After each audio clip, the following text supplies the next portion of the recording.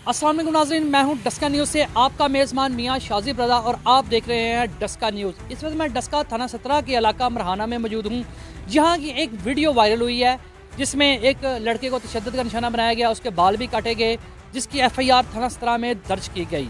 इसके पीछे हकीकत क्या थी, इस वक्त हम उस गांव मरहाना में मौजूद हैं और इस इलाके के इस गांव के कुछ लोग, आप मेरा कैमरामैन आपको दिखा सकता है, जिसमें बुजुर्ग भी हैं, नौजवान भी हैं, तमाम जो है वो लोग यहाँ पर इस वक्त मौजूद हैं। इनसे जानते हैं कि इस वाक़े के पीछे असल हकीकत क्या है। अस्सलाम वालेकुम बाबा जी। वालेकुम अस्सलाम। आप इसी गाँव के रहने वाले हैं? हाँ पुत्रो, मैं ऐसे पिंड दा रहन वाला वा। तालब आवान मेरा नाम है ते उंज माशरा मनु मलक आंदा। ये सानू कोई महीना दो होए ने शिकायत मिलदियां सन कि रात नूं बंदे फिरदे ने। बड़ी सानू तकलीफ हुंदी सी। कंधां भी टप्पियां गईयां साडियां धीआं भैणां।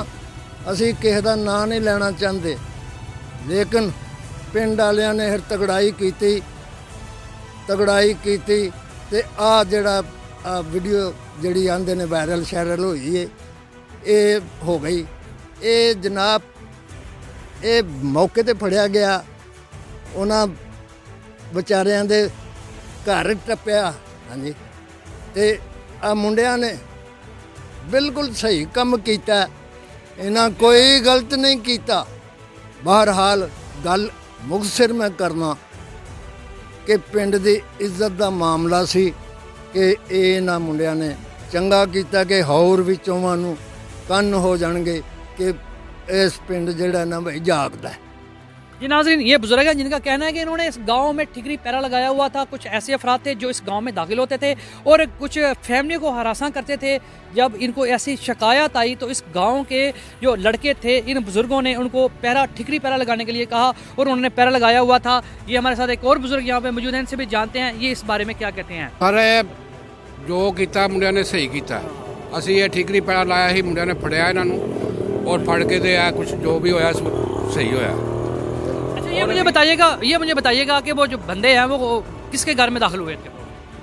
और यही तो बात है, मैं उनका नाम नहीं लेना चाहता। उनके साथ क्या ज्यादती हुई है? उनके साथ ज्यादती हुई है कि उनके दीवार फांदी गई है या जी नाज़रीन, ये अहले गांव है, इनका कहना है कि इन्होंने ठिकरी पैरा लगाया हुआ था।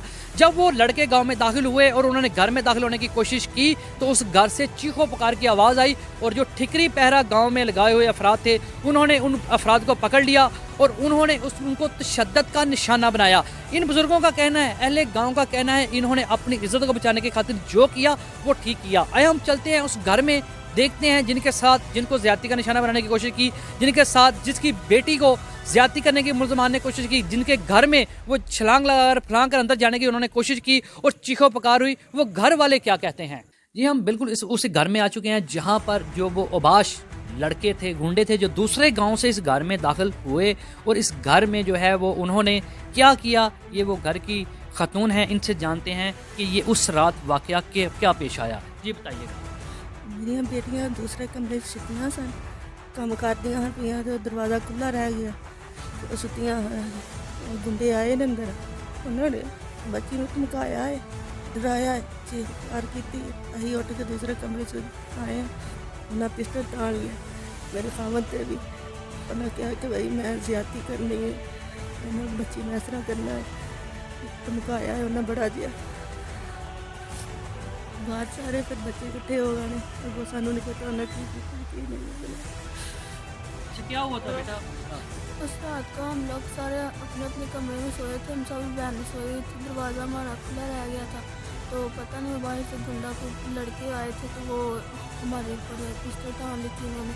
तो फिर पता नहीं वो पापा को आवाज़ दी, पापा हमने शोर किया, पापा उठ के आ गए, फिर पापा को कहती मैंने इसे भी मार देना। जी नाज़रीन, ये थे वो जिन्होंने बताया, माँ बेटी थी जिन्होंने बताया कि उनके घर मुलजमान किस तरह दाखिल हुए और उन्होंने किस तरह चीखों पुकार करके अपनी जान बचाई। मुलजमान के पास असला भी था, उन्होंने असला जो वो ताना। इस वक्त ये मेरे पास ये इस गांव के बुजुर्ग और भी मौजूद हैं, इनसे भी जानते हैं अब ये क्या चाहते हैं। और बस मेरा पुत्र असी यही चाहते हैं कि इंसाफ होए। पुलिस जिहड़ी है इहदे हत्थ 'च इंसाफ की तरकड़ी है। ये एवें अपना मतलब कि किसी नूं हरासा ना करन, ਨਜਾਇਜ਼ ਕਿਸੇ ਤੇ ਪਰਚਾ ਨਾ ਦੇਣ ਤੇ ਇਹ ਹੀ ਹੈ ਕਿ ਉਹ ਮੁਨਸਫ ਬਣ ਕੇ ਤੇ ਕਾਰਵਾਈ ਕਰ ਦੇਣ।